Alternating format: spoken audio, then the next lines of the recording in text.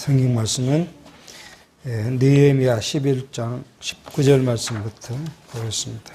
성 문지기는 압국과 달몬과 그 형제니 도합 172명이며 그 나머지 이스라엘 백성과 제사장과 레위 사람은 유다 모든 성읍에 흩어져 각각 자기 기업에 거하였고 느디딤 사람은 오벨에게 거하니 시아와 기스바가 그 두목이 되었더라.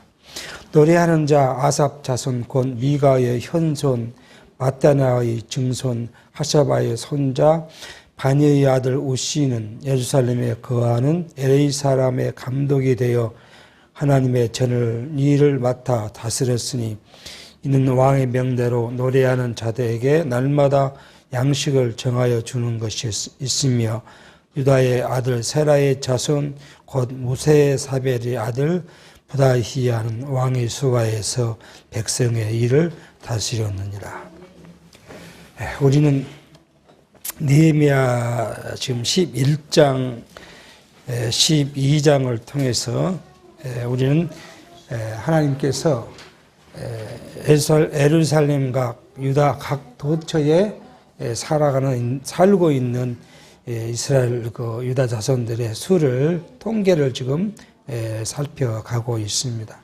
지난 시간에도 우리가 한번 살폈지만 하나님께서 이 성경에 이렇게 각 사람의 이름과 그다음에 그 자손과 그 인원을 이렇게 낱낱이 기록한 하나님의 뜻은 우리가 그냥 역사의 사실이 사실적인 것이라는 것 말고 또 다른 의미에서는 하나님께서 각 세대마다 하나님 나라의 백성을 부르고 보호하고 지켜나가신다는 사실을 우리로 하여금 알게 하시고 오늘 우리로 하여금 신약시대에 살을 때는요 각 시대마다 하나님께서 자기 백성을 불러서 교회로 세워가며 그 교회를 통해서 그 백성들을 가리키고 양육하고 무장하고 그리고 하나님 나라 백성답게 살아가도록 보호하셨다가 마지막 하나님 나라로 인도에 가신다는 사실을 우리에게 알게 하시고 단 한 사람이라도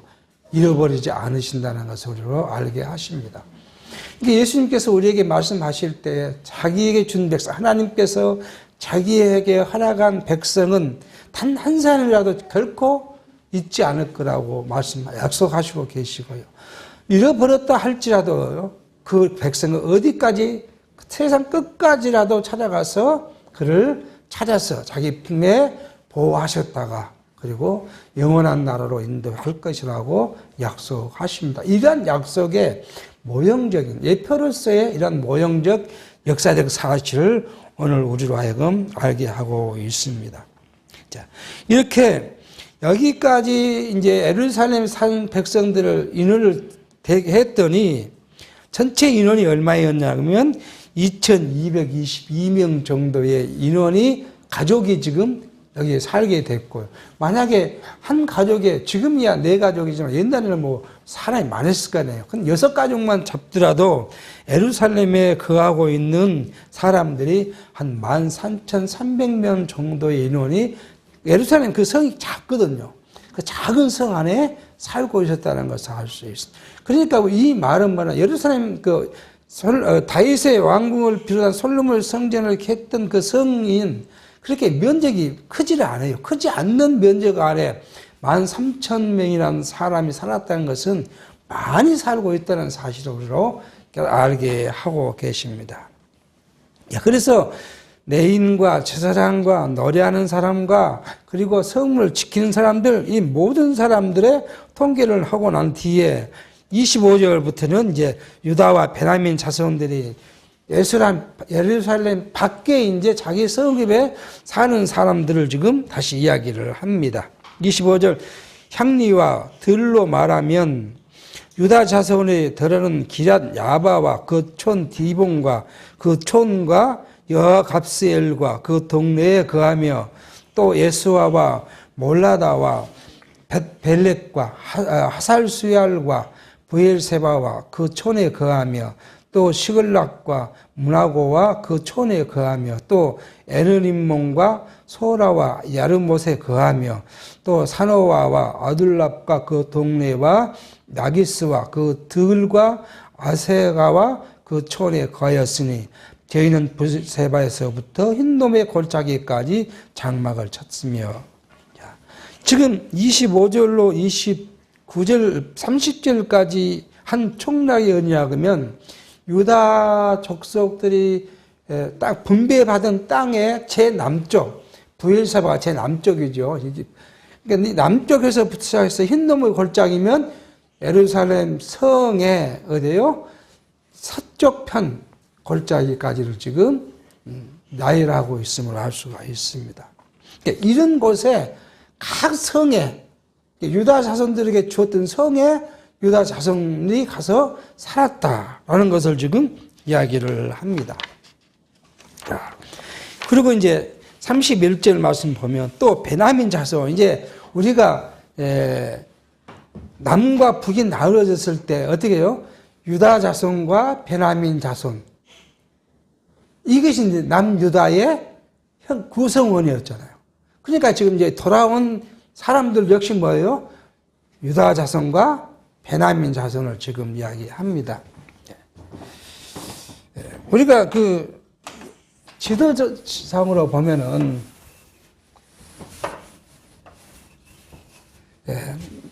이게 이제 유다 땅이에요. 유다의 증거식, 부엘세바가 여기가 있습니다. 그리고 이 예루살렘 성이 이렇게 이제 걸쳐 있는데 여기가 흰돔의 골짜기고요. 여기는 기드론 골짜기예요. 그러니까 여기가 지금 뭐예요? 여기가 베냐민 지파에 대한 분배 땅입니다. 그 이야기를 좀 하게 됩니다. 30절 또 베냐민 자손은 게바에서부터 믹마스와 아야와 베델과 그 촌에 거하며 아나돗과 놉과 아나야와 하솔과 라마와 기타임과 하딜과 스보임과 느발랍과 로드와 오노와 공장 골짜기에 거하였으며 유다에 있던 네이 사람의 어떤 반열은 베냐민과 합하였느니라. 그러니까 지금 이제 그 레위 자손들은 뭐예요? 그 전에 12지파들이 흩어진 곳에 레위 자손들은 흩어져 살았거든요. 지상들은요. 흩어져서 각각 그 지파에 속해 있는 성읍에 가서 살면서 뭘 했어요? 11조를 받고, 이 백성들은 11조를 받은 그것을 가지고 살고 또요, 가져온 재물의 양들을 일부는 하나님께 제사에 드렸지만 일부는 그곳에서 방목을 하고 키워가지고 예루살렘에 올려주면 제사장들은 뭐예요?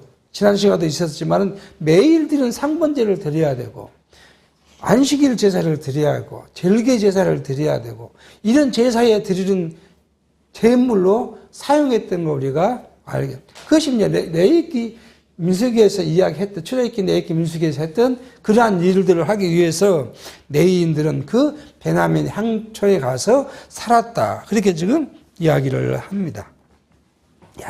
그리고 이제 스룹바벨을 쫓아 돌아온 제사장들, 레위인들, 그 스룹바벨은요, 1차로 돌아왔던 거잖아요. 스룹바벨이 1차로 귀환했을 때 따라왔던 그 사람들을 지금 이야기를 합니다. 그러니까 예레미야보다 먼저 왔던 사람들을 지금 이야기를 하고 있는 거예요. 12장 1절입니다.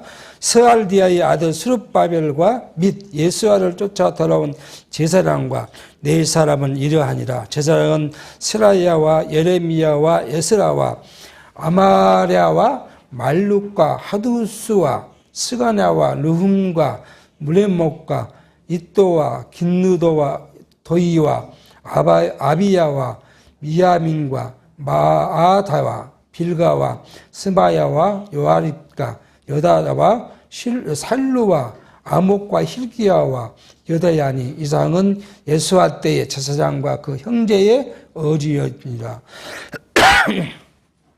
그러니까 이 사람들은 바벨론에서 돌아온 제사장들의 명단의 내용을 지금 이야기하고 있고요. 이 사람들이 1차 귀환자였다는 거예요. 1차 귀환인 걸 지금 이야기를 합니다. 8절 레위 사람은 같이 돌아왔던 레위 사람이 제사장을 이야기한 다음에 네 사람은 예수아와 빈누이와 감미엘과 세레바와 유다와 마따나니 이 마따나는 그 형제와 함께 찬송하는 일을 맡았고 그 형제 박부가와 운노는 직무를 따라 저희 맞은편에 있으며 예수아와 요아김을 낳았고 요아김은 엘리아십을 낳았고 엘리아십은 요아다를 낳았고 요아다는 요나단을 낳았고 요나단은 야뚜아를 낳으니니 스룹바벨에서 쫓아온 바벨론으로 돌아온 네 사람들은 지금 명단을 쭉 이야기합니다. 12절 요아김 때에 제사장에 족장된 자는 시라야 족속에 있는 무라야요 예레미야 족속에는 하나냐요 에스라 족속에는 무슬람이요 아마라 족속에는 요하나니요 말루기 족속에는 요나단이요 스메라 족속은 요셉이요 하림 족속에는 아드나요 무라요 족속에는 헬리게요 이또 족속에는 스가라요 긴느덧 족속에는 무슬람이요 아비야 족속에는 시그리요 미나민 곧 모아다 족속에는 빌레요 빌가 족속에는 사무아요 스마야 족속에는 요나단이요 요아립 족속에는 마드네요 여다야 족속에는 으시요 살레 족속에는 갈레요 아목 족속에는 에벨이요 힐기야 족속에는 하사바요 여다야 족속에는 느다네일이었느니라 엘리아십과 여야다와 요하난과 아드와 때에 네 사람의 족장이 모두 책에 기록되었고 바사왕 다리오 때에 제사장도 책에 기록되었다. 이렇게 지금 이야기를 합니다. 그러니까 이러한 사실은 하나님께서 가장 중요하게 여기는 것이 뭐예요? 하나님께 드리는 제사예요. 그러니까 누구보다도 제사를 드릴 수 있는 사람이 누구냐면 제사장과 레위인입니다. 그러니까 제사장과 레위인이 없으면 하나님께 예배가 제사가 드려질 수가 없는 그러므로 하나님께 그 제일 중요한 제사에 속해 있는 사람들을 낱낱이 얻어요. 바벨론에서 돌아온 사람부터 시작해서 지금 현존한 사람들까지 계속 기록하고 있는 것을 볼 수가 있습니다.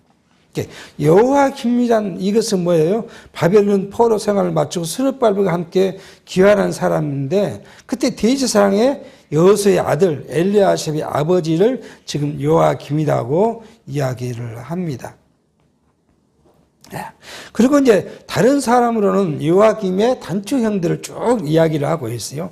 그리고 이제 네이 자손 또 이야기합니다. 23절 네이 자손의 족장들은 엘리아십의 아들 요하난 때까지 역대질하게 기록되어 있으며 네이 사람의 어른은 하사바와 세레바와 감미엘의 아들 예수아라. 저희가 그 형제의 맞은편에 있어 하나님의 사람 다윗의 명한 대로 반차에 따라 주를 찬양하며 감사하고 마따냐와 박부가와 오바다와 무술람과 달몬과 악굽은 다 문지기로 반차로 문 안에 곡간을 파수하였으니 이상 모든 사람들은 요사닥의 손자 예수의 아들 요아김과 방백 느야미와 세사랑 겸 서기관 에스라 때에 있었느니라. 그러면서 이제 그 네일 사람들의 식에서 찬송하고 성물을 지키고 그 다음에 성전을 지키는 사람들의 이름까지 좀 기록하고 그 통계를 이야기합니다.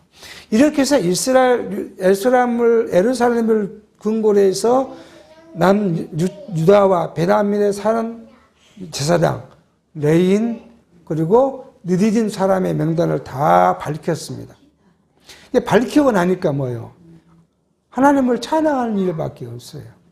왜요? 하나님께서 우리의 민족을 어떻게 했어요? 우리가 열조와의 범죄와 우리 조상들의 범죄 때문에 하나님은 그 언약대로 이스라엘 자손들을 멸하시고 바벨론은 포로에 끌려가게 하셨다가 그 약속대로 70년 만에 돌아왔고 그 약속대로 성전을 짓고 하나님을 찬송케 했고 또 뭐예요? 예루살렘 성곽을 쌓게 하심으로써 유다 왕국이 회복됐다는 사실을 인구로 통해서 다 밝히고 나면 그럼 어떻게 했어요? 이제 나머지가 하나님의 높으신 섭리, 위대하신 하나님의 영광을 찬양할 수밖에 없는 거죠. 그러니까 하나님은 마지막에 이것 결론이 뭐예요? 하나님을 찬송케 하기 위해서 역사의 과정을 다 낱낱이 기록하고 그것을 밝힘으로써 하나님의 주권적 섭리를 알게 하고 찬송케 합니다. 그것이 바로 몇 장이요? 27절부터 바로 찬송하는 일을 지금 이야기를 합니다. 자, 27절 예루살렘 성곽이 낙성되니 우리가 이 앞에 이 11장 12장 하기 전에가 뭐 있어요? 여호와 예루살렘 성곽이 다 됐고 문도 닫았고 다 했던 예인데 그것을 딱 맞춰놓고는 지금 무엇을요? 인구를 지금 이야기해놓고 다시 이었다는 거예요. 예루살렘 성곽이 낙성되니 각처에서 레위 사람들을 찾아 예루살렘으로 데려다가 감사하며 노래하며 자금치며 비파 수금을 타며 즐거이 복원식을 행하려 하며 이에 노래하는 자들이 예루살렘 사방의 들과 느도바 사람의 동네에서 모여오고 또 백길갈과 게바와 아스마들에서 모여왔으니 이 노래하는 자들은 자기를 위하여 예루살렘 사방의 동네를 썼습니다. 제사장들과 레위 사람들이 몸을 정결케 하고 또 백성과 성을 정결케 하니라.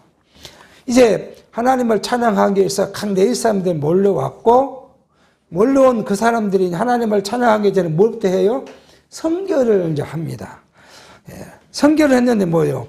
제사장은 레위 사람들이 몸을 정결케 해서 제사장 레위 사람은요 몸을 정결케 하는 방식이 뭐냐면 첫 번째로는 금식하는 거예요. 금식했다는 건 뭐예요? 제사장과 특히 제사장들은 어디로 들어가야 돼요?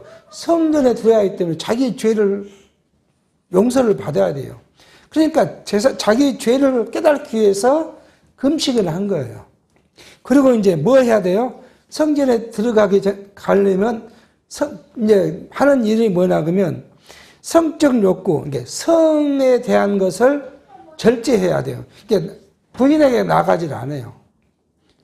그 제사를 하기 위해서 제사장이 제사를 하기 위해서는 그때부터 제사를 마칠 때까지는 그 부인과의 성적 욕구를 다 절제했어요. 이런 것들을 하고 그 다음에 이제 몸을 씻고 속죄제를 드려요. 이것이 제사장과 레위인들의 성결 방식이고요. 그 다음에 백성들을 성결을 해야 합니다. 백성들은 뭐 해야 돼요? 옷을 빨아야 돼요. 옷을 빨고 목욕을 하고 그리고 물을 뿌려서 성결케 해요. 어디서 본 듯 한 거잖아요. 천주교가 그걸 하잖아요. 물을 뿌리잖아요. 성결을 한다고 물을 뿌려요. 그리고 이제 무엇도 해야 돼요? 성문과 성을 정결케 해야 돼요. 성문과 성을 왜 그렇게 정결케 해야 될까요? 성을 쌓을 때 피도 흘리고 죽은 사람도 있고 다친 사람도 있었을 거 아니에요. 이것은 하나님의 율법에서는 뭐예요? 부정한 거예요. 사람이 죽은 거 부정해요. 부정해요. 피 흘린 것이 부정해요. 그러니까 부정한 걸 어떻게 해야 돼요? 하나님을 찬양하려면. 그걸 다 성결케 해야 돼요. 자, 그러니까 성문과 성을 바른 것은 뭐예요? 우슬초에 달인 물을 갖고 뿌려요. 뿌려서 그거를 정결케 합니다. 이것을 이제 먼저 했다는 거예요. 야, 그러니까 그러기 위해서 봉헌식을 이렇게 했는데 봉헌식은 뭐냐면 오늘 우리로 말하면 뭐예요? 예수 그리스도의 지체에 대한 예표예요. 그러니까 봉헌식이 그리스도에 대한 모형이에요. 그러니까 성경 어느 한 곳도 그리스도의 모형이 아닌 것이 하나도 없어요. 근데 이게 잘못 이해하니까 뭐예요? 구약의 대로 우리가 율법대로 우리가 뭘 해야 한다고요? 행해야 한다고 가르친 거예요. 그냥 율법주의자들이고요. 그러니까 예수님 당시에 율법주의는 말할 것도 없고요. 현대에도 율법주의자들은 그러니까 율법주의자는 그거 해요. 그래서 율법을 지켜야 거룩해진다. 거룩한 건 누구 때문에요? 그리스도의 의 때문에 거룩해지는데 우리도 지금 율법을 지켜서 거룩해야 한다는 그런 율법주의자들이 곳곳에 있어요. 그 율법주의가 또 뭐예요? 공로주의예요. 똑같은 거예요. 뭐예요? 율법은 내가 능력이 내 힘으로 하는 것이잖아요. 오늘 현대에도 공로주의자들이 많습니다. 내가 예수를 잘 믿어 하나님의 복을 받는다는 거 아니에요. 예수를 잘 믿는 그 행위가 뭐예요? 기도 많이 해야 되고요. 연보 많이 해야 되고요. 안식일을 지켜야 되고 11조를 내야 되고 이런 것이 뭐예요? 공로주의예요. 그러니까 공로주의가 온통 공로주의예요. 이 공로주의는 누구와 관계가 없어요? 그리스도와 관계가 없어요. 왜요? 우리는 죄인에게 그리스도 의로 거룩해진데 거룩해졌다고 하는데 그 사람들은 그리스도 의가 아니라 뭘로요? 자기의 의로 거룩해지려고 하니 그리스도 아무 관계가 없는 거 아니에요. 그러니까 뭐가 뭔지도 모르고 이야기 주장을 해요. 그리스도 관계가 없으면 그런 뭐예요? 그리스도의 사람이 아니잖아요. 그리스도의 사람이 아니란 건 뭐예요? 하나님의 택한 백성이 아니라는 거예요. 그게 스스로 잘못 알고 잘못 이야기를 하는 거예요. 하나님의 백성이 아니와 이거는 우리가 판단할 일이 아니기 때문에 말할 필요는 없지만 잘못 가리키고 잘못 알고 잘못 고백하니까 자기가 하나님과 관계가 없는 사람처럼 이야기를 하고 그것이 잘못인지도 모르고 이야기를 하고 있는 걸 지금 현 세상이에요. 그게. 그걸 우리는 지금 알게 합니다. 성곽이 증공되고 유다 나라가 회복되어 이루어지니까 복원식을 통해서 지금 찬양을 합니다. 찬양을 하는데 어떤 방식으로 하느냐? 31절 이후에 지금 찬양 방식을요. 찬양 방식이 예루살렘 성이 이렇게 돼 있잖아요. 이렇게 지금 우리가 그 옛날 지도를 봤잖아요. 지도에 보면 이렇게 되어 있어요. 이걸 지금 보면 이쯤에서 시작한 것 같아요.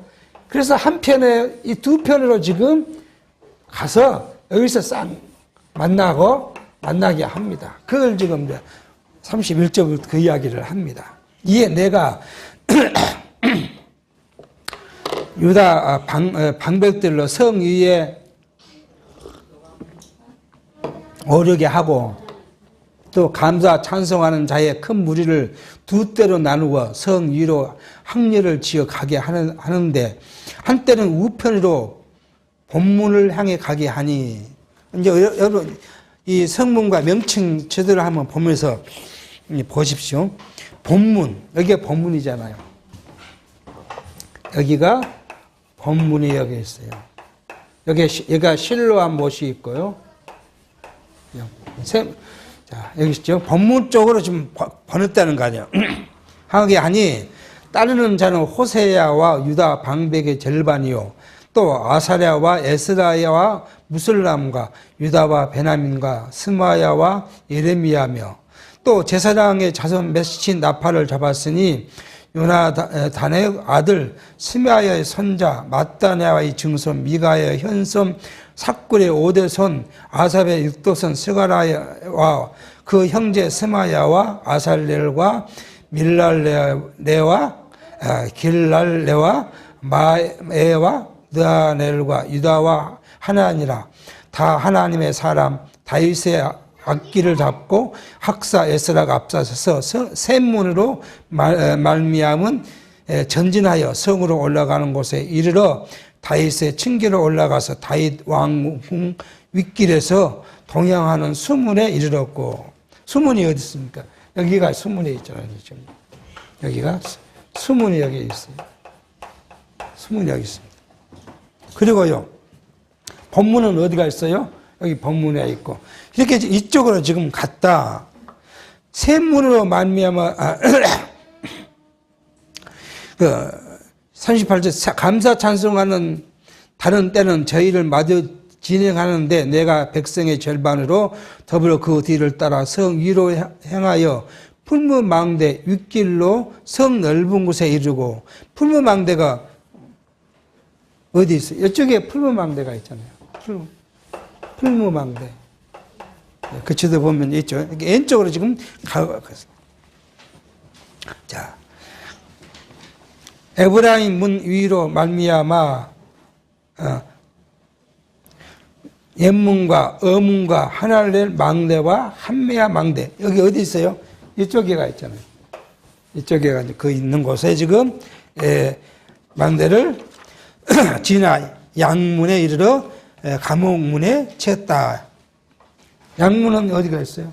이쪽에가 지금 양문이 있죠. 자, 이에 감사 찬송하는 두 때와 나와 민장의 절반은 하나님의 전에 섰고 제사장 하나님의 전이 어디가 있어요? 지금 여기 안에가 하나님의 전이 있으니까 여기 서 있고 지금 그 이야기를 합니다. 서 있고 제사장 엘리아김과 마세야와 미나민과 미가야와 엘로에네와 스가라와 하나나는 다 나팔을 잡고 또 마세야와 스마야와 에르아살과 우시엘과 요남과 말기야와 엘람과 에셀이 함께 있으며 노래하는 자는 크게 찬송하며 하는데 그 감독은 에스라 히야라. 이날에 무리가 크게 제사를 드리고 심히 즐거워했으니 이는 하나님이 크게 즐거워하게 하셨습니다. 부녀와 어린아이들 즐거워하였으므로 예루살렘에 즐거워하는 소리가 멀리 들렸느니라. 자, 이렇게 해서 돌아오게 하고, 예? 그 다음에 여기 성전에는 예레미야가 지금 다른 사람과 제사장과 와서 노래하고 찬송하고 그 했는데 그날에 하나님께 찬송하며 즐거워하는 것이 뭐 때문에요? 하나님이 크게 즐거워하셨으므로.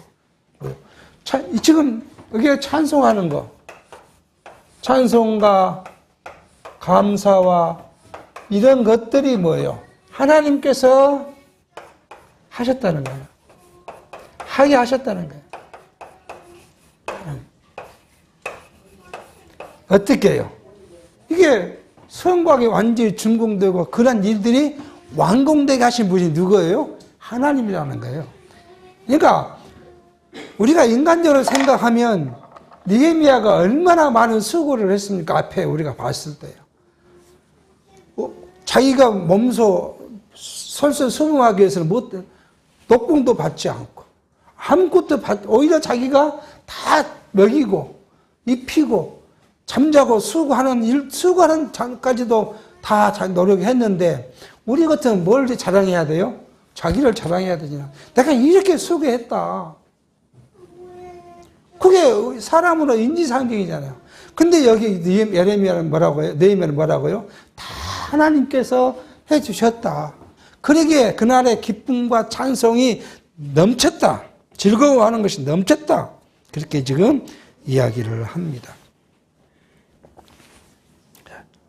이게 우리 하나님의 백성 성도들의 신앙의 자세예요. 내 모든 일을 누가 하셨다고요? 하나님께 하셨다. 오늘 우리가 이 예배하는 것도 하나님이 예배할 수 있도록 여건을 주시고 여호와를 기억하게 하셔서 우리가 예배할 수 있는 곳에 모여 함께 예배할 수 있는 이것을 주셨으니까 우리가 또 예배하는 거 아니겠어요? 만약 하나님이 이걸 헐어버리면 우리 예배할 수 없거든요. 이게 다 하나님께서 우리로 하여금 건강도 주시고 시간도 주시고 이걸 주셨다. 이것이 고백이 뭐예요? 그러니까 하나님께 찬송하고 감사하는 거예요. 이걸 지금 이야기를 하고 있습니다. 자, 그런데 이러한 찬송, 우리가 이 찬송은 뭐예요? 성경 소요리 문답. 우리가 이제 기존 우리 헌법에도 있으면은 소요리 문답과 대요리 문답이 있어요. 우리 두 가지가 있어요. 그 일조에 그렇게 되어 있어요. 뭐라고요? 인간의 제일된 목적이 뭐냐?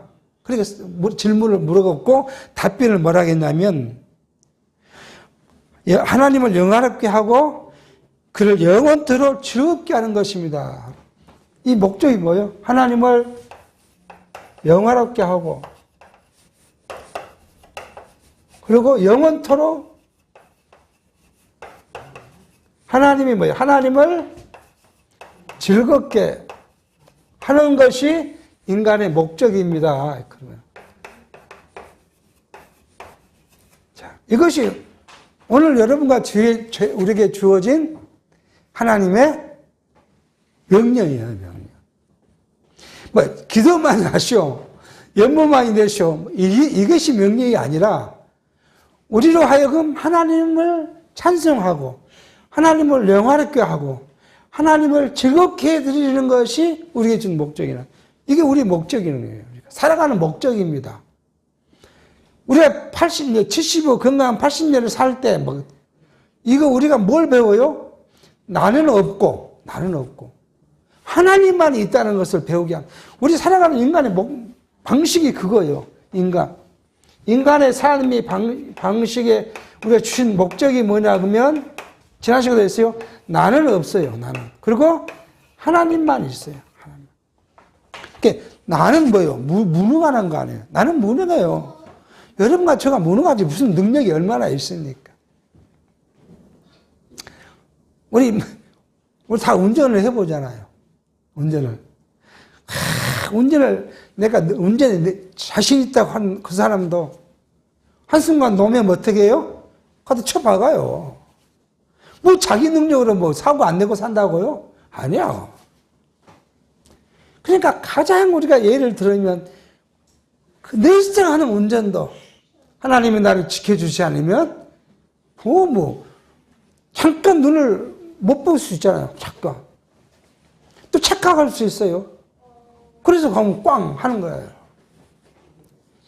나는 없고 나는 무능하고 하나님은 전능하신 분이다. 나는 연약하고 하나님은 강하신 분이고요.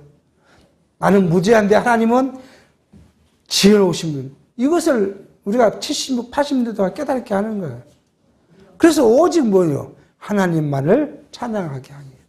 이것이 어디로 갑니까? 우리가 육체를 벗어 죽어버리면 영원한 나라 가면 나는 없고 누구만 있어요? 하나님의 영광 아래에 우리가 있고요. 나는 없고 누구에 붙어 있어요? 그리스도에 붙어 있어서 하나님을 찬양하고 찬송하고 감사하고 즐거워하고 천국은 아픔도 없고 고난도 없고 고통도 없고 오직 뭐만 있어요? 즐거움만 있어요. 즐거움. 그것은 어떤 곳이라고요? 해함도 없어요. 무엇과 무엇이 함께 있어요? 사자하고요. 호랑이가 누구하고요? 사슴하고 같이 놀아요. 우리가 사자 독사굴 속에 손을 넣었는데 해함이 없어요. 그것이 뭐든 거예요? 천국이에요. 그게 우리에게 주어진 하나님의 나라예요. 그러니까 이 나라가 우리에게 진정 소망이면 이 하나님의 나라의 가치가 우리의 육체의 가치보다 훨씬 커지면 우리는 무엇을 바라보게 돼요? 큰 것을 바라보게 돼 있잖아요. 이 큰 것을 바라보면 작은 것은요 하찮은 것이잖아요. 그러니까 바울이 하는 말이 나는 영원한 그것이 내게 큰 소망이기 때문에 내 육체는 뭐요? 분터처럼 버려봤다. 아무것도 내 똥만도 못하게 생각한다. 자기는 그 자기를 그렇게 바울은 고백을 합니다. 이게 어디에 있어요? 영원한 나라의 소망이 그 가치가 크기 때문에 이야기를 합니다. 그래서 성경은 그렇게 말합니다. 로마서 11장 36절에 우리 육체를 한번 비교해 보면 이렇게 말해요. 만물이 어디에서요? 주에게서 나오고 주로 말미암고 주에게로 돌아갑니다. 영광이 그에게 세세대 있으리로다. 아멘. 우리는 어디서부터 왔어요? 주에서부터 왔어요. 하나님으로부터 우리 왔어요. 누가 여러분을 만들었고 나를 만들었습니까? 하나님, 우리의 주관자신 하나님께서 우리 육체를 만드셔서 세상에 보내실 거예요. 그 다음에 우리로 하여금 교육을 다 끝나면 그 다음에 목적이 이루어지면 그 다음에 데려가실 거예요. 이게 먼저 가고 늦게 가는 문제가 아니에요. 먼저 오히려 어떻게 생각하면 육체의 고통을 빨리 벗어버린 것이 더 나을 수도 있어요. 우리가 또 앞으로 어떤 고통을 받고 살지 모르잖아요. 5년이 될지 10년이 될지 20년, 30년이 될지 모르겠지만은 이게 먼저 가신 분들이 훨씬 더 나을 수도 있어요. 신령한 측면에서 보면. 육체로는 먼저 우리가 지인을 보내고 가족을 보내고 아픔이 있죠. 그 아픔이 왜 없습니까? 슬픔이 없어요. 그러나 신령한 눈으로 보면 육체의 고난을 면제받고 이제 영원한 것을 소유했으니 이것도 나을 수 있다는 것. 그렇게 지금 성경은 이야기합니다. 고린도전서 10장 31절은 그러니 너희가 먹든지 마시든지 무엇을 하든지 하나님의 영광을 위하여하라. 그렇게 지금 이야기합니다. 그러니까 이 세상을 살아가는 우리 성도들의 방식을 이야기해요. 먹고 마시고 뭘 하든지 우리가 이것에 살아가는 목적이 어디 있어요? 하나님에 있다. 하나님. 그것을 향해. 우리 그것 때문에 직장생활을 하고 돈도 벌고 자녀도 키우고 가족을 또 봉사하고 다 하는 일 거기 있다고 이야기를 합니다. 그래서 결론을 이렇게 하고 에베소 1장 6절에 이는 이 세상의 모든 우리의 세상 살이의 모든 것을 이야기해요. 이는 그의 사랑하시는 자 안에서 우리에게 거둬두신 바 그의 은혜의 영광을 찬미하게 하게 하라. 그러니까 우리의 육체의 모든 것에 이렇게 살아간 태어나서 죽을 때까지 우리의 모든 것을 다 합니까? 뭐예요? 하나님께서 내게 주신 은혜를 알고 하나님께 영광을 돌리기 하고 찬미하기 위해서 우리의 삶을 주셨다. 그렇게 지금 이야기합니다. 이게 성도들 우리에게 하나님께서 이 생명을 주시고 세상을 놓아둔 하나님의 섭리 방식인 것을 우리가 알게 합니다. 그런데 여기 오늘 주신 기쁨, 보죠. 모든, 성경이 그러잖아요. 크게 즐거워하였는데, 뭐예요? 부녀와 어린 아이도 즐거워하였으므로 예루살렘에 즐거워하는 소리가 멀리까지 들렸다. 이 그 기쁨은 누가 주신 기쁨입니까? 하나님께서 주신 기쁨이에요. 이게 하나님께서 주신 기쁨은 뭐예요? 넘치도록, 기쁨이 넘치도록 옵니다. 그래서 이스라엘 백성들이 이 기쁨으로 지금 살아가고 삶의 원동력이 되는 거예요. 오늘 우리에게는요, 예수 안의 기쁨이 우리의 원동력입니다. 예수께서 우리에게 주신 기쁨, 예수께서 우리에게 평강, 예수께서 주신 우리의 구원의 은총, 이 모든 것이 뭐예요? 예수 안에 우리가 기쁨을 누릴 수 있는. 저는 사도 바울이 나는 죄인 중에 괴수라고 이야기를 해요. 사도 바울은 어떤 사람이었습니까? 가장 자기는 선한 사람이라고 생각한 사람이었어요. 그러니까 왜 그랬어요? 우리가 육체적으로 생각하면 사도 바울은 우리의 1000배나 더 경건의 생활을 한 사람이에요. 그는 바리새인 중에 바리새인이고요. 가말리엘이 가장 위대한 바리새인의 스승의 가말리엘 문화에서 공부했던 사람이고요. 얼마나 그 율법에 능통했습니까? 그 율법을 얼마나 잘 지켰는지 율법으로 생각하니까 누가요? 예수가 나쁜 사람이잖아요. 예수를 죽이려고 쫓아다녔고요. 예수를 죽이는 사람, 예수를 믿는 사람들 죽이려고 했고, 심지어 자기는 어디 됐어요? 스데반을 죽이는데 가표를 던지고 증인으로 서 있던, 그러니까 행위로 보면은 사도 바울처럼 온전한 행위를 가진 사람이 없어요. 오늘 저희들은 어떻습니까? 육체로 보면은 사도 바울에 갈 수가 없어요. 저는 그렇게 고백합니다. 늘 요즘에 이제 그런 고백을 해요. 나 같은 죄인은 그 찬송이 늘 입에서 떨어져. 그런데 우리를 어떻게 했다고요? 죄 없다. 그렇게 선언하시고, 너는 의로운 자다. 너는 거룩히 구별됐다. 너 어디 와요? 세상과 구별됐다. 근데 그 정도로 끝난 신분이 아니라는 거 아니에요. 우리를 어디고요? 양자의 영을 하나님의 아들이라고 이렇게 선언해 주셨다. 그거 얼마나 기쁘고 얼마나 놀라운 은혜의 사실입니까? 그러면 그리스도 안에 이 기쁨이 우리에게 솟아나면 이것을 세상을 살아가는 용기가 있고 힘의 원천이 여기 있다는 겁니다.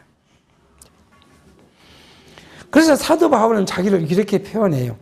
근심한 자 같으나 항상 기뻐하고 가난한 자 같으나 많은 사람을 부욕케 하고 아무것도 없는 자 같으나 모든 것을 가진 자라고 고린도후서 6장 10절을 자기는 그렇게 지금 사도 바울의 고린도 전후서를 기록한 사도 바울은 어디 있어요? 옥중에 갇혀 있는 사예요. 그리고 완전히 뼈만 앙상 남았어요. 사도 바울이 그렇게 말해요. 내가 마지막 갈 때가 됐는데 내 몸이 마르고 말라서 이제 더 이상 뭐 하나도 없다. 근데 나를 뭐요? 이 마른 막대기 이거를 그 기름틀에 넣어서 마지막 짜가지고 단 한 줌이라도 나오면 그것을 하나님께 드리고 나는 영원한 나라로 가겠다. 그렇게 고백한 바울의 그 연약한 모습, 그것인데, 그걸 자기는 그렇게 말해요. 내가 남들을 봤을 때 곧 죽음 옥중에서 근심한 자 같지만 나는 항상 기뻐하고, 내가 지금 옥중에서 시련받고 환난받고 고난받는 사람 같지나 나는 모든 사람을 부욕케 하는, 복음으로 부욕케 하는 자이고, 그죠? 내가 아무것도 없는 자 같으나, 사실 아무것도 없잖아요. 그런 자 같으나 모든 것을 가진 자라. 모든 걸 뭐예요? 육체가 아니라 신령한 영원한 하나님 나라를 내가 가진 자라. 그렇게 이야기합니다. 그러므로 세상이 주는 기쁨은 잠시 잠깐입니다. 잠깐. 세상의 돈, 권력, 명예, 사실상 사람과 인과관계, 이 모든 것이 잠깐이에요. 자, 뭐 솔직히 고백하면 직장생활 할 때요, 막 스트레스 받으면 우리가 그 스트레스 풀러 어디 가잖아요. 막 제자되고 떠들고 그러겠는데 돌아오면 허전하기를 그지 없어요. 그러면 그 다음날 또 그래야 돼요. 세상에 주는 것은 잠깐이에요, 잠깐. 그때 잠깐. 그러나 하나님께서 우리에게 주신 기쁨, 하나님께서 주신 우리의 평강, 하나님께서 우리에게 주신 아름다운 은혜는 영원한 거예요. 이 영원함을 우리가 놓치고 사니까 영원함인지를 모르고 사는 겁니다. 그래서 이것을 놓치지 않는 방법, 세속적인 기쁨을 버리고 영원한 것을 우리가 추구하고 살아가는 방법을 예수님께서 뭐라고 말하면 이렇게 해요. 누가복음 12장 15절 21절 쭉 그렇게 이야기하는데 탐심을 물리치는 것이고요. 사람의 생명이 누구에 있어요? 하나님께 있다는 거예요. 그걸 이야기를 어떻게 합니까? 부자가 곡식이 그의 소출이 많음으로 창고를 몇 개를 더 짓고 넣어놓고 내 영혼아 이제 편히 쉬자 그렇게 했더니 하나님이 야 미련한 놈아 오늘 너를 생명을 내가 데려가면 그것이 다 눕게 되겠느냐? 그렇게 이야기합니다. 그래서 예수님께서 그러고는 우리에게 뭐라고요? 너는 목숨을 위해서 무엇을 먹을까? 무엇을 마실까? 무엇을 입을까? 걱정하지 말고 무엇을 하라고요? 변함이 없고 없어지지 않은 영원한 하나님의 나라. 그 나라를 구하고 그 나라에 들어가는 방법이 뭐예요? 그리스도의 의니까 그 나라와 그 의를 구하라. 그리하면 무엇을 더 주겠다고요? 세상에 근심 걱정할 거 하나도 없다. 그걸 내가 너에게 줄 것이다. 근데 그 주는 방식이 우리가 살아와 보니까 다르더라는 거예요. 세상 사람은 풍족한 것으로 감사하지만 우리는 뭐예요? 일용할 양식으로 감사. 그게 하나님 우리에게 주신 하나님 은혜예요. 많이 주면 이 부자처럼 미련하게 내 영혼을 오늘 또 쉬자. 그럴 것 같으니까요. 일용할 양식을 위해서 내일도 하나님이 주시겠지. 그 다음 날도 하나님이 걱정을 안고 하나님을 바라보게 하시겠다고 하는 것이 하나님의 약속입니다. 그리스도 안에서 주신 기쁨은 없어지지 않습니다. 그리스도께서 주신 기쁨은 마르지 않습니다. 그래서 예수께서 우리에게 주신 약속이 뭐예요? 자기에게 뭐가 있다고요? 마르지 않는 생수가 있다고. 우리는 이것을 바라봅니다. 44절 그날에 사람들이 세워 곡간을 맡기고 제사장들과 레위 사람들에게 돌릴 것 곧 율법에 정한 대로 거제물과 처음 익은 것과 11조를 모든 성읍밭에서 거두어 이 곡간에 쌓게 하였노니 이는 유다 사람이 섬기는 제사장들과 레위 사람들을 인하여 즐거워함을 인함이라. 이 말은 뭐예요? 예루살렘의 성전의 제사가 원활히 되도록 율법에 한 것처럼 제사장과 레위인을 위하여 11조를 들여서 예루살렘 곡간이 넘치겠다는 거예요. 뭐가 있으니까요? 은혜와 기쁨이 있으니까 그걸 했다는 거예요. 저희는 하나님을 섬기는 일과 결례의 일을 힘썼으며 노래한 자들과 문지기들도 그리하여 모두 다윗과 그 아들 솔로몬의 명을 쫓아 행하였으니 예적 다윗과 아삽의 때에는 노래한 자의 두목이 있어서 하나님께 찬송하는 노래와 감사하는 노래를 하였습니다. 스룹바벨과 느헤미야 때에는 온 이스라엘이 노래하는 자들과 문지기들에게 날마다 쓸 것을 주되 그 구별한 것을 레위 사람에게 주고 레위 사람들은 그것을 또 구별하여 아론 자손에게 주었느니라. 은혜가 넘치니 감사도 넘치고 감사가 넘치니 뭐가 없어요? 봉사도 넘치게 되었다는 거예요. 이게 다 연관이 있는 거예요. 억지로 하는 봉사는 불편해요. 불만만 나와요. 근데 감사가 있고 은혜가 있으면 뭐예요? 하지 말아도 해요. 이것이 하나님께 주신 은혜의 결과입니다. 그럼 우리의 행위, 이거 우리는 생각할 필요 없어요. 하나님 주신 만큼 우리가 하면 그게 하나님이 주신 은혜이기 때문에 이것을 오늘 예레미야가 서를 통해서 알게 합니다. 기도하겠습니다. 하나님 아버지, 오늘도 예레미야가 성곽을 쌓고 준공식을 하면서 하나님 앞에 봉헌하고 감사하며 찬송한 내용을 살폈습니다. 우리의 일생을 살아가면서 우리가 70이고 강건한 80을 살아가는데 이 모두가 하나님을 알게 하는 삶의 방식이며 이 결과는 영원한 하나님 나라가 우리에게 소망으로 와 있다는 사실을 통해서 이 세상을 살아가는 힘의 원동력이 하나님의 주신 은혜의 기쁨을 가지고 살아가도록 성령이 우리와 함께 해주시고 인도해 주셨기를 바라옵고 예수의 이름으로 기도하옵나이다. 아멘.